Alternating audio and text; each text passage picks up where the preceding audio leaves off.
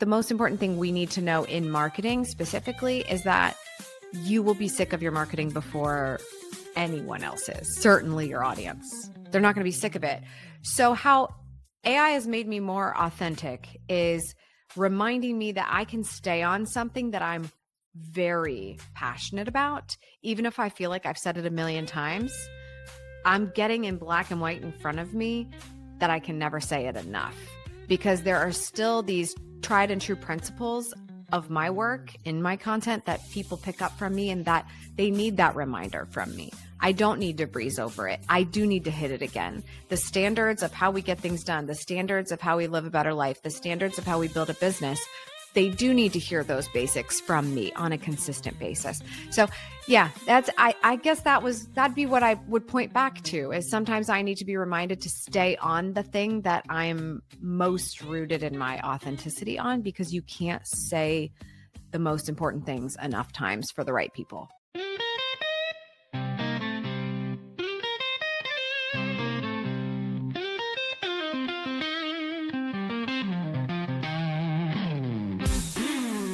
Mike's got the hat, the AI kind. Unlocking power in business you'll find. Cut through the hype, explore the tech. Every week new ideas to check.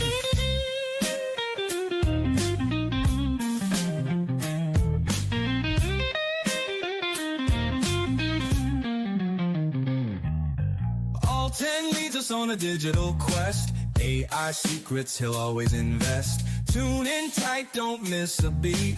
Knowledge groove, keep you on your feet. Listen up to the AI flow. Business growth, here we go. Cutting edge insights, that's the plan.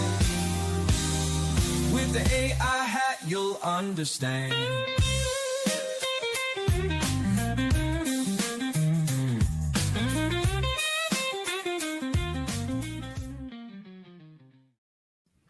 Greetings, program. Welcome back to the AI Hat Podcast, where I selfishly use this time to pick the brains of experts at harnessing the power of AI across all areas of business, from streamlining operations and boosting productivity to gaining a competitive edge and driving explosive growth.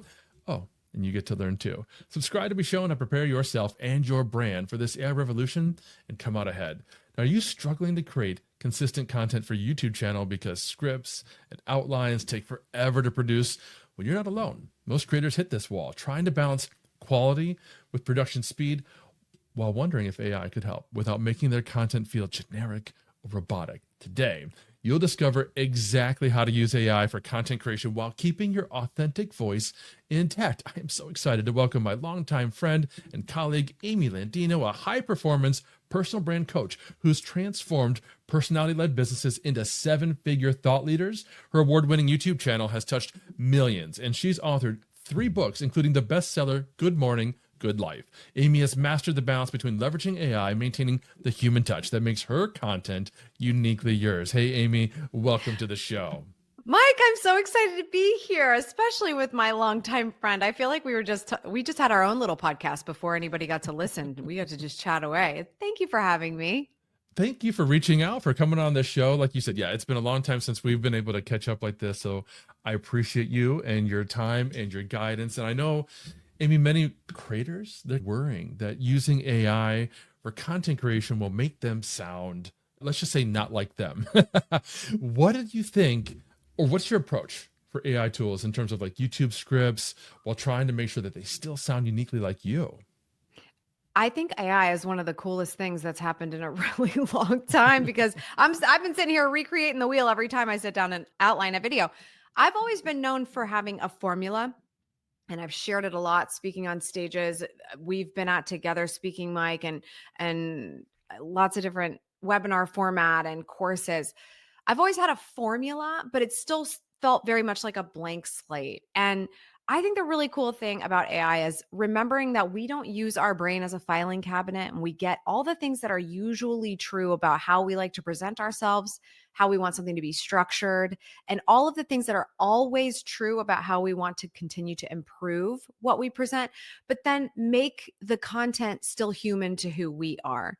My biggest gripe for a long time with YouTube is feeling like if I have to sit down and be too robotic, then I'm not going to get to share the true authentic version of myself. And that can definitely get 10x'd in the wrong direction if you lean very much too hard into AI.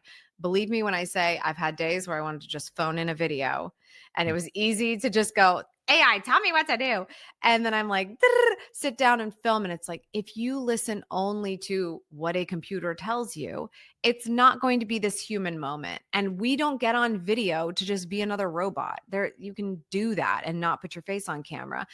But we get this opportunity to connect. When you have a combination between a formula that works, AI reminding you what has worked in the past and what your analytics are saying, and the structure of how you like to present, the bumpers, if you will, of the bumper bowling of where you should play in the midst of that, then you get to sit down, follow some guidelines rather than a script, and really deliver on who you are as it pertains to that outline, that structure. So that's what I have found to be really powerful about AI myself is just give me a strong outline so that I can review what I've got to do and then lock eyes with the camera and hit it in my own personality and style. Bring the human aspect to AI and you will make AI work for you. This is resonating really hard with me because I've been a writer for a couple of decades now, but I've recently been trying to lean more and more into creating my own video. And these are the issues that I'm definitely running into. I know many folks listening are probably resonating very hard as well. So I'd love if you could just walk us through, like, what is your process now for using AI in your content workflow? Because you've been doing YouTube videos for a long time, and people might be thinking, wow, how was she actually finding AI to create these videos that still sound like the Amy we all know and love for a long time? I think that's what's really funny about it is that it's amazing how much information I've put on the internet that a computer and all this technology can pull and say like, well, we know you pretty well. As a matter of fact, I've had to warn my parents, like, if anyone calls saying they're me, you better be careful because the world could probably recreate my voice very easily. Here's what I do. I have my outlines and I have some things that are very important to the performance of the channel that get put into the project knowledge of wherever I tend to write in AI my outlines for videos. So if you're familiar with sort of like that database, wherever you go for a project in whatever AI tool you prefer, I use Claude a lot of the time for YouTube specifically because I like how the written word comes out there. Sometimes lately ChatGPT has really been giving it a run for its money. But I'll go there. I have in my project knowledge an outline, which I'm happy to share here as a gift to your viewers, Mike. Really, I think it would help a lot. But an outline of how the video should come out in the final outline and the performance of the channel, which is really interesting, by the way. You have to be careful with this. If you go into YouTube and you've been on it a long time, like I have, you can export your analytics in like a CSV file. And what I did with that initially was just as a one-off into that project, say, hey, here, I just added the CSV to the project knowledge. I would like you to analyze the top performing content. And there was a very specific prompt around what was the content, what was in the title that attracted the most viewers that turned into longtime viewers, meaning subscribers. What was that journey so that we can pull what the most successful videos are consistently and make sure that we repeat what works. The biggest advantage to having an AI tool is being reminded of what works. In content, we want to be able to have this like perfect middle ground of I want to be me and I want to go with the flow, but I can't forget what has been tried and true on the channel because that's what the subscribers have asked for. So that's what I loved about it was just seeing a deep dive of, oh, here's what we've seen to be successful. Now, again, depending on how long you've been on YouTube, this could be useful or not useful. There were a lot of very, very good tips, morning routine videos, habits, productivity, things I knew on a surface level performed really well. It pulled that out for me and reminded it. And now when I go and say, hey, let's ponder an idea for a video, it's keeping all of that in mind. That's strong. The other stuff like your best days to post are Tuesday, Wednesday, and Thursday. Well, that's completely and entirely not accurate because I posted Tuesday, Wednesday, and Thursday for 3 years, like 10 years ago. So some of it was Yeah. a little bit outdated in what it analyzed. So you have to read it with the human eye and corroborate the story. But for the most part, the pieces of content that it was saying these are the most successful and have made the biggest needle moving opportunities for you with gaining a larger audience, you want to pay attention to that and then take those ideas and create your next ones. So I guess I'm going to advocate to start, use those project knowledge bases for that important stuff that happens in every single episode, so that when you go back to create a brand new outline for a new video, the pillar things that need to be true about it are there, and you can make it more interesting on the one-to-one basis. I've experienced this myself. I have an AI chief of staff who I've trained on my business, my goals, my strategies, my challenges, my channels, and everything. And I use it for strategic conversations because with the AI hat, I'm a solopreneur. There's nobody else here besides the dogs, and they don't really give me good advice on what I should do with the business. And the funny part is, my AI chief of staff knows that the direction I'm going with this business is helping mostly local businesses who want like in-person workshops and boot camps on how to use AI in their business. It knows that. So every time I talk to it about like a new piece of content, it's reminding me, hey, Mike, how do we weave St. Louis case studies into this particular piece of content? Yes. Whether it's appropriate or not. I actually had to tone it back a little bit because I have a huge subscriber list for my newsletters, and I can't segment that to St. Louis Right. business owners. Like we can't really talk about St. Louis in the newsletter. It's not going to gel with that audience. So I love that point. Totally makes sense. You do I have to definitely check it a little bit, right? You have Yeah. to say, all right, you're going a little hard. I'll give you an example. I've had the same, and you have to balance it, but the same intro line my AI has given me about Yeah. 40 times in a row. I'm like, we get it. The average person loses 22.8 hours per week due to low productivity tasks that don't align with their goals. It's the same line I get in the same, and I have to tell AI, listen, it's a strong point, and it has resulted in very high viewer retention on videos, but we might want to change it up a little bit, Claude. Like it's too much. So you do have to go and say, hey, listen, that's great, but I need you to think like this audience is not just in St. Louis. One of my favorite things I learned was from Ali Abdal. I think he said this somewhere. He said, when you don't like what you get, just reply, you have given me a level 1 response. And then give it an idea of where it missed the mark. Now give me a level 3 response. Every time I do that, I love what I get. It's amazing.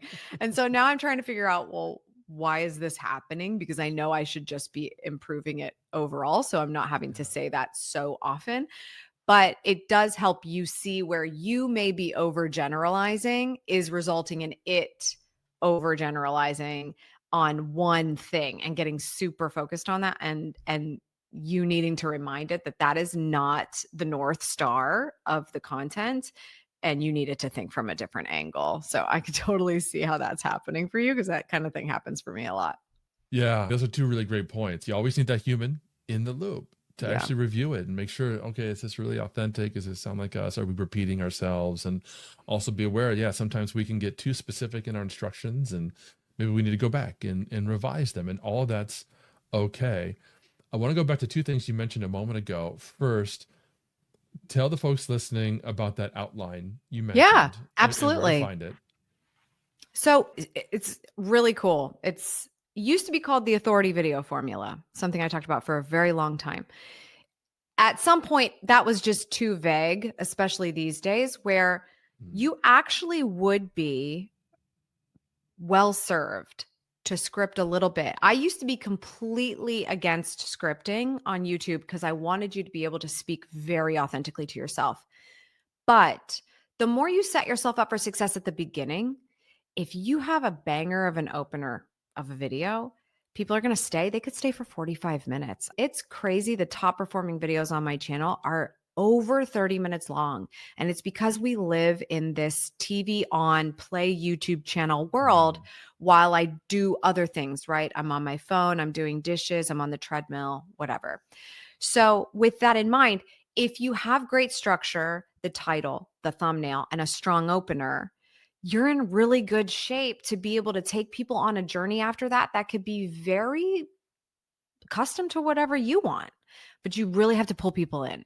So, what I've created is something called the P sheets. There's 2 sheets, P sheet 1, P sheet 2. The first P sheet walks you through how do you figure out how to come up with a great title and a great thumbnail? Like, what does that look like? If you don't nail that packaging on YouTube, the video itself does not matter. The video does matter, but if you have no idea how to title it and you have no idea how to make that first visual representation of the video compelling, who cares? Right? It's just no, you wasted time making the video. So that's P sheet 1, kind of helps you figure that part out. And P sheet 2 helps you to craft the flow of the video. And the entire point of that is, what are the key points I need to hit at the beginning? And then how can I just follow an outline for the rest of the video that keeps the viewer engaged, helps me extend my thought leadership and authority, and hopefully they watch for a good percentage of it. Those sheets, essentially, they're really handwritten. They're very scrappy, and I made them with marker. But once you see how they work, you can very easily type up how you want to handle them for your case in your business into a text file and put that guidance in Project Knowledge for where you outline your YouTube videos. So I've essentially got that all broken out, including at the beginning of P sheet 1, it talks about how to have a strong opener, like very specifically, so you know exactly what to do. And I'm happy to walk you through what that is. But this way, AI reads it and it's trying to follow that outline as well. So when it's outlining for you, okay, let me give you a starting point as to what this video outline could look like for you to sit down and shoot. You're going to have a stronger script at the beginning to help you introduce the experience to the audience and make them want to stick around for the rest of it. Leveraging the outline to feed it to AI so that AI can give you a stronger video outline for whatever your topic of the day is makes it a lot easier to throw something together quickly if you have a simple idea and need something to fully outline it for you. So anyway, let me just, you can just come over to Instagram. Just follow me because sometimes it doesn't always deliver if you don't. Follow me on Instagram. It's Amy Landino at Schmatastic. You can't miss it. It's the verified one. And message me P sheets. Just tell me that Mike sent you. Tell me AI hat so I know where you came from. But it's just a little Google Doc. It'll automatically come to you. There's no email opt-in or anything. And you can check it out. Just P sheets, all one word. That is amazing. Folks will have the link directly to Amy's Instagram in the show notes below, so you won't have to go searching for it. And I love this because I have a very similar process for these podcasts and for all of my podcasts, because I have a bunch, right? Where I feed the AI who I'm talking to, what they want to talk about, and it helps me craft that perfect opening. We do script out the questions generally because most of the people I'm talking to the podcast have literally never been interviewed in their entire lives. And they want those questions in advance, even though I don't want them scripting answers. I still feel compelled to share with them in advance. But everything after that, we'll go with the flow and see where we're going to go. This moment in this podcast that right now, this wasn't scripted, this particular moment. And I love that approach. Now, the other question I had, the other follow-up, oh, go ahead. You had something you want to share. No, please. No, I'll go on tangents for too long. So I don't want to keep taking you off your questions, Mike. You go. No, the other follow-up I wanted to ask was about specifically the YouTube statistics, because you mentioned that you could export as a CSV. Yep. And you were asking the AI to look at which videos had the most views and then which of those viewers turned into, I think you said subscribers. Is that an actual metric in YouTube, or how was it calculating that part? I wish I could tell you. The way that this pulled the data was absolutely insane. I'm actually trying to search for it because I really want to see if I can find it. But it broke down everything. When I updated that CSV, it was looking for, because of my prompt, how much of the content is converting to actual subscribers or longtime viewers, people that return. There's so many metrics within YouTube, you can't even keep track of them all. Yeah. One of them being returning viewers. And returning viewers is a metric that we wouldn't have thought to track before if we weren't given the ability to do that.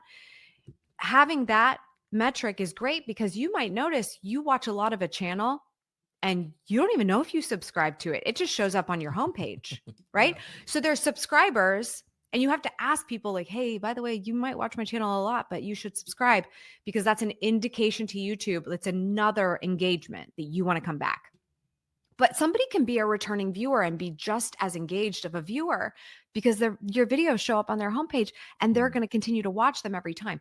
So all of those metrics in there, this AI tool was looking at that CSV, not only analyzing what is the content, but the average watch time on videos and what those videos were about. The longer the watch time, more likely they were about morning routines, in my case, or habits. And so it was pulling all of that. And of course, based on the analytics, here's who your viewer is. So just like you said, you told your AI, like, this is who our viewer is, this is the type of person. They can also pull that information in this CSV file because of how YouTube has analyzed its users. So to the extent that YouTube can analyze it, you can get that information in there as well. And then you can, of course, feed your AI a little bit more information about your target customer if it goes deeper than what YouTube would measure. But it's be able to pull all of that. And if you simply prompt it, here's the CSV file, and this is what I want you to look for. And now we're going to take that information, and just to be sure, I will take that deep dive, that artifact, I'm going to upload that to my project knowledge because I wanted to continue to remember that this is what you said was a very strong direction to go in based on what we've learned. And just any information that you can give. I found it actually, Mike. This is what I wrote. This is analytics data and additional project knowledge base from my YouTube channel. Based on the data, suggest the next 10 videos that I should make if I wanted to maximize views and subscriber growth. Just from that alone, I got 10 ideas, but there's so much more you can do with that information to just get, okay, now just break down in general, what is the strong suit of this channel and where should we keep going? Because YouTube's always trying to categorize you. If you don't know what that category is, AI can definitely tell you. Well, that's one of the fun things about AI too, is if you don't feel like you even know what questions to ask, get the data from YouTube, share it with the AI, tell the AI what it is, and ask the AI to help you figure out how best to analyze. What questions should I be asking? Where can we, what is surfacing? What are some of your initial insights? You can be very general and vague at first, as long as you understand if you give the AI permission to ask you questions, you guys together, the two of you, you and the AI, will work incredible things. I don't want people to miss that. If you feel so underwater about the AI thing, probably the best advice I got was from my business coach. Just wake up every day and talk to AI about something. That's one thing. Just the same way you got into a Googling habit, getting into an AI habit is really positive. And if you don't know what to say, try to elegantly explain what you're struggling with and tell the AI what kind of expert you hope it would be in advising you. Like sometimes I'm like, you are an award-winning YouTube channel strategist with millions of subscribers. What do you think about this? But I think the main point here is after you've teed it up saying, ask me 10 questions that would help you to get more clarity on how I can get closer to my goal. Sometimes that's really the hardest part, right, Mike? Is like you're not getting a great response because you're not asking great questions. But if you ask also for the questions, you might get great questions, especially if you've told the AI how to act, like who to emulate. And that's really been the eye-opening thing for me is I don't have to be the smartest person in the room, even about what questions I should be asking, because you don't know what you don't know. So how can you ask what you should be thinking about? Yeah, that's basically the three core pieces of advice that I give every business that I talk to when I'm giving presentations and whatnot. I say, give the AI a role, tell it who it needs to act as, It's not going to give it any additional insights, but it's going to help it narrow out of the entire world's wealth of information. Here's the skill set and expertise that Amy needs me to do right now.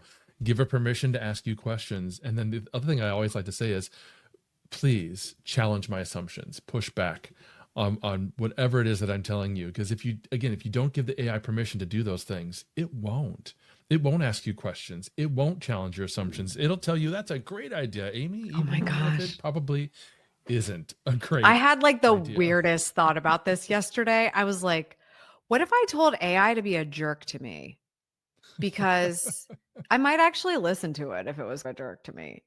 It's like the strangest thing, because I thought of that because somebody else posted a video that like maybe we should say please to AI more often, just in case the robots come for us someday if we weren't very nice to them. And I was like, that is such a fascinating idea. But you're right. It will happily be a yes man. Yeah. Like the level at which my AI likes to be a yes man is astounding. I'm just like, no. You have too much information for little old me to be like just a firm yes. That's fantastic, and which is why again I love that whole. You've given me a level 1 response. Give me a level 3 response, because the first thing it'll say is, "You're right. What a silly thing I just said. I'm going to give you something better," and then it's better, and I'm like, "Oh, you're just like us, AI. You're just human like us, just a little silly. Just didn't come up with the best answer the first time. Maybe you were nervous, and now we got there." And so it's both. You have to work together on it. That's why the human element needs to be there, because you have context of what the real world is thinking and feeling and how you can be on the edge, and you can tell in your gut when something feels good when you get it back from anything, from a person, from AI, from a book. It doesn't matter. Yeah, I've got a large segment of my email audience that's old, because I've been building this audience for 2 decades now, right? And they're not opening emails anymore and that sort of thing. So I've been brainstorming. I thought you were different ways. calling them like old, like they were No, old not people. no, demographically. I was I like, don't that's know. fascinating. No, they've been They're on feeling the a little list. called out right now, They've Mike. been on the but- list for a while. Let's put it that way. And I want to warm them up, right? I want to reheat this audience. And my idea was, oh, hey, I've got a $47 course. What if I offered them this $47 course for $1? That might really pique their interest, get them warmed up, make a couple bucks for me. And so I ran that idea by my AI chief of staff. And it was like, Mike, I can see some pros to that idea, but have you thought about how that devalues your offer to this audience? I was like, oh, God. You've really been hanging out with that AI. That I love that. I am so happy your AI said that to you. Like Yeah, you just, but it's only because I gave it that permission, right, to push back. Oh my gosh, I love that. That's such a good tip. Yeah. So we're talking around some mistakes that we've made in the past, and we've learned from them. What do you think's like the biggest mistake that you've made, particularly when applying to like content creation, YouTube scripts, the kind of things we've been talking about so far today? You really have to get what you need out of it, but don't forget what you need, because the rest of it, you have to be able to have fun with it. That, like I said before, with you have a script, AI is going to script every second of a video if you want it to. You don't want that. You don't want to be in a situation where you're reading a script that you really didn't write from top to bottom. In general, it's not good for you, even if the video comes out great.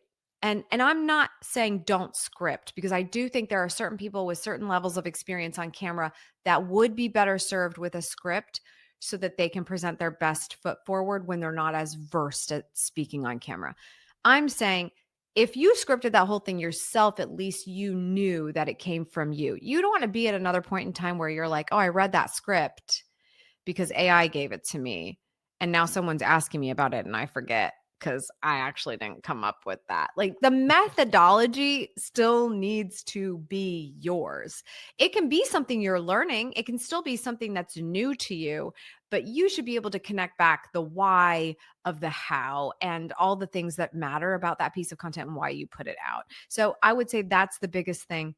I script out word for word what I'm saying at the beginning of a video, only because I tried it and it's increased viewer retention significantly. When you are on point, just like Mike was at the beginning of this podcast, he wanted to make sure that you knew you were going to get the promise that was made to you. That's what I walk through in the P sheets. How do you make a promise in any piece of content, but a YouTube video, and then make good on that promise?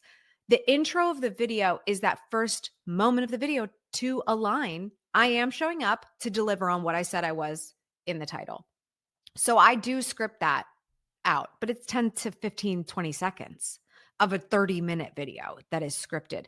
The rest of it is going to be guided by some titles that are verbatim, but mostly bullet points where I'm going to fill in the blanks from my experience, my stories, my metaphors, my lessons, my everything is what goes into the actual content of the video. So you can take these structures, you can take these ideas, you can take the metadata, you can take the analytics, you can take the P sheets, you can take all these things, put them in your AI, have it spit something out to you.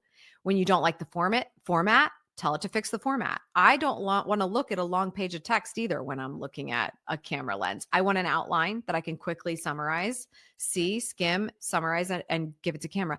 Get the format you need, get the most important points that you need, and then be the person in the content that compels whoever's watching the video why that content actually matters. It's the balance of human to AI ratio that matters here.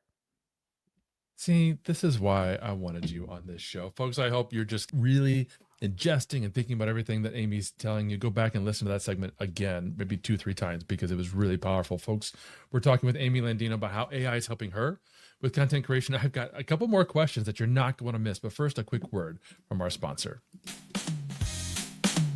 This episode of AI for Business Leaders, the AI Hat Podcast, is brought to you by Magi. Tired of juggling multiple AI subscriptions and trying to figure out which tool to use and when? Magi simplifies AI for businesses by offering access to all the leading language models and image and video generators for one low price. With Magi, you can create custom instructions to personalize AI for every business need and use them across all LLMs, including ChatGPT, Gemini, Claude, and even DeepSeek. No more building custom GPTs or gems that are limited to just one platform. Magi also lets you create customized workspaces for your entire team, giving everyone in your organization access to the same AI assistants and tools and prompts. Ready to streamline your AI workflow and empower your team? Tap the link in the show notes to visit Magi today to learn more. And now, back to the rest of today's episode. So I'm wondering, Amy, are there any ways that AI has actually helped you be more authentic? That's a good question. I have a really hard time asking anyone else to make me more authentic, but yeah, I suppose so. I think when you remember what works, it makes you more authentic. It makes you want to go harder on something. My biggest struggle with my own authenticity is that I really love, I always call it the college professor. I'm a little bit too much like a college professor. I will tell you, you probably noticed from this show, I want to tell you everything I know. Yeah. And it can be a bit of a fire hose. What I love about what AI has done is by spotlighting the stuff that I might breeze over because I'm like, oh, we've already talked about that. And I've told it to you a million times and I tend to say too many words. So let's skip. And I'm going to assume you know this. And I'm going to assume you're this smart. And I'm going to assume you already did that homework. I will go over something that's hypercritical. And I think the most important thing we need to know in marketing specifically is that you will be sick of your marketing before anyone else is, certainly your audience. They're not going to be sick of it. So how AI has made me more authentic is reminding me that I can stay on something that I'm very passionate about, even if I feel like I've said it a million times. I'm getting in black and white in front of me that I can never say it enough because there are still these tried and true principles of my work in my content that people pick up from me and that they need that reminder from me. I don't need to breeze over it. I do need to hit it again. The standards of how we get things done, the standards of how we live a better life, the standards of how we build a business, they do need to hear those basics from me on a consistent basis. So yeah, I guess that'd be what I would point back to is sometimes I need to be reminded to stay on the thing that I'm most rooted in my authenticity on, because you can't say the most important things enough times for the right people. Oh, I could not agree more. And that's also been my experience when it comes to AI. one of my core principles is that we need to use AI not to replace people, but to augment them and really strengthen human judgment and connectivity and insights and relationship building. I have an entire framework for adopting AI that adheres to those principles, the human framework. And my chief of staff is always reminding me, let's work the human framework, Mike, into this particular piece of content because it needs to be there. And as a human, I'll forget. I'll be so engrossed in teaching somebody how to create the perfect prompt. I will forget, oh yeah, I need to mention that one thing. So I love that point. That's super powerful. Looking ahead, Amy, how do you see some of these AI tools evolving for content creators? And are you preparing to adapt your approach in any ways? I hate predicting the future personally because I just like to try to live in the present as much as possible, just observe what's happening. But it did occur to me that, wow, the amount of content that we have created in this internet phase, let's call it the last 20 to 30 years, I could literally create my own AI of myself without any additional work. I just have all these videos and there's so much content out there. And I think that we're going to continue to fine tune that process. It's going to get more seamless. It's going to be less of a nitty gritty hodgepodge of like, download this and get this transcript and do this and move this over here.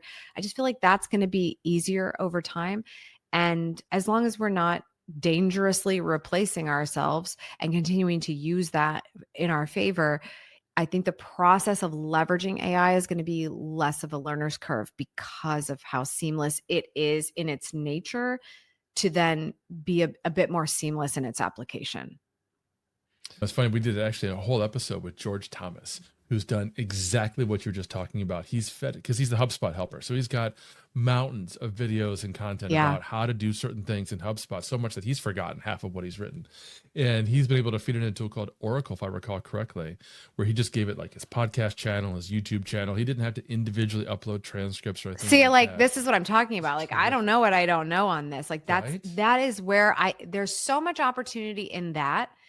Imagine if a company did that, like an organization who might be struggling on their content marketing front, has had some churn in their YouTube management department, but was like, what has worked? Where's the continuity here? That's what's really special about it. Forget the authorities and thought leaders who know to pull their own voice into these things. Yeah. How do you get a company to see what they haven't been seeing about themselves for a long time, especially with how the world has been receiving what they're doing? That's where I think that's going to be huge. Incredibly powerful. And Amy, this has been absolutely astounding. You are a terrific guest and what a friend and expert. Thank you for coming on here. For folks who want to learn more and connect with you, where should they go? Oh my gosh, Mike. No, the pleasure is mine. You had me on. I really appreciate you allowing me to chat with all of you guys. So thank you so much. Like I said, I'm on Instagram, Amy Landino. And if you want to see how cool the YouTube results are from what I was talking about, you can check that out at youtube.com/AmyTV. Fantastic. Thanks, Amy. Thanks all of you for listening. That is sadly all the time we have for today, friends. But remember, if this is your first foray into the world of AI in business, I've got the perfect resource for you in the show notes below, the free AI primer designed to quickly get you up to speed on all the tactics, the tools, and the underlying technology that's powering this AI revolution. Check it out, and I'll see you in our next episode. Welcome to the grid. That's a wrap on another episode of the AI Hat Podcast. I hope you gained some valuable insights and actionable strategies to boost your business with AI. If you enjoyed the show, please subscribe, leave a review, and share it with your network. And don't forget to visit theaihat.com for more resources and to connect with me. Until next time, keep innovating and remember, the future of business is human and it's powered by AI.